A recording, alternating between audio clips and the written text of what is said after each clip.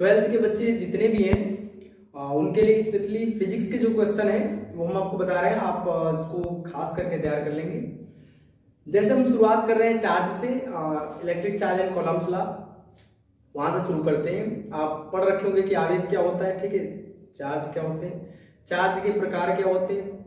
इसके बाद आप कूलम्ब्स लॉ पढ़े होंगे, जो ये आवेश और इलेक्ट्रॉनों की संख्या के बीच रिलेशन, ठीक है, Q is equals to NA, Q is equals to NA।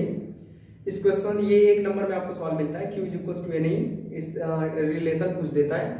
आवेश का मात्रक जो एक कूलाम होता है, ध्यान रखेंगे। इसके बाद यहाँ से जो सवाल बनते जाते हैं, कूलाम का नियम आता है एग्जाम में। इसके बाद अगली जो आपकी हेडिंग हुआ करती है वो होता है कि वैद्युत क्षेत्र की तीव्रताएं क्या होती हैं। तो वैद्युत क्षेत्र की तीव्रताएं आपको फार्मूला पता है कि vector is equals to vector है बाय Q नॉट, ठीक है।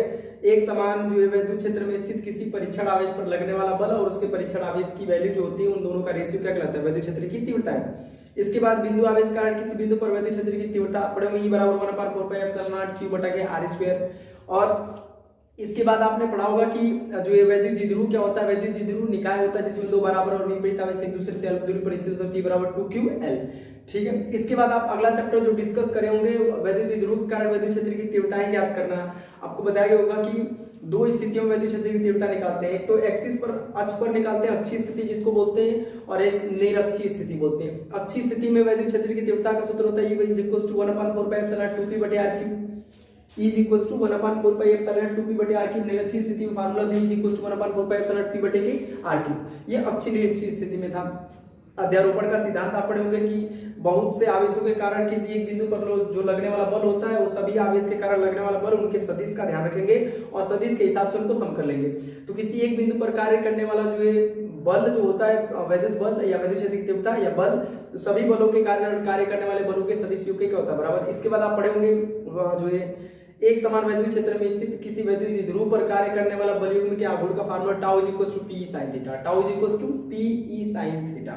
इतना आपका पहला एक्सरसाइज में, जिसमें अच्छी निरक्षीय स्थिति ज्यादातर पूछ देते हैं, वैद्युत द्विध्रुव पूछ देते हैं, वैद्युत क्षेत्र की तीव्रताएं पूछ देते हैं कभी कभी। जो मतलब ये 3-4 क्वेश्चन हम गेस करें, क्योंकि पेपर एक नहीं बनता है, आपको जो मिलेगा वो तो हमें गारंटी नहीं है, पर हमको जो मिलते हैं पेपर में 7-8 टाइप के जो पेपर बनते हैं, 7 से 8 या 10 टाइप के पेपर बनते हैं। तो ये जो 10 टाइप के पेपर है उसमें 10 क्वेश्चन होंगे, सभी में एक ही पेपर तो बनाएंगे नहीं तो लीक हो जाएगा। अब मान लीजिए वही पेपर उधर 7 बजे बट रहा है, अब वो जब तक इधर तक पहुंचता है तब तक पता चला, मान लीजिए जैसे पेपर बट रहा है और सेम पेपर सभी में मिल जाएंगे सारे बच्चों को, तो लीक हो जाएगा। सबसे ज्यादा लीकेज का खतरा ये होता है, तो इसलिए वो पेपर अलग अलग बनाते हैं। तो याद रखेंगे जो जो टॉपिक है गेस करें उसको आप तैयार कर लेंगे, रिवाइज कर लेंगे, बढ़िया से पढ़ लेंगे, ठीक है। वैद्युत क्षेत्र की तीव्रता, वैद्युत द्विध्रुव के कारण, और इसके बाद अक्षीय निरक्षीय स्थिति, ये इंपॉर्टेंट है। कूलाम का नियम से न्यूमेरिकल कभी कभी पूछ देता है, F equals to 1/4πε0 Q1 × Q2 bye में R²। अगर परावैद्युतांक K है तो K से मल्टीप्लाई।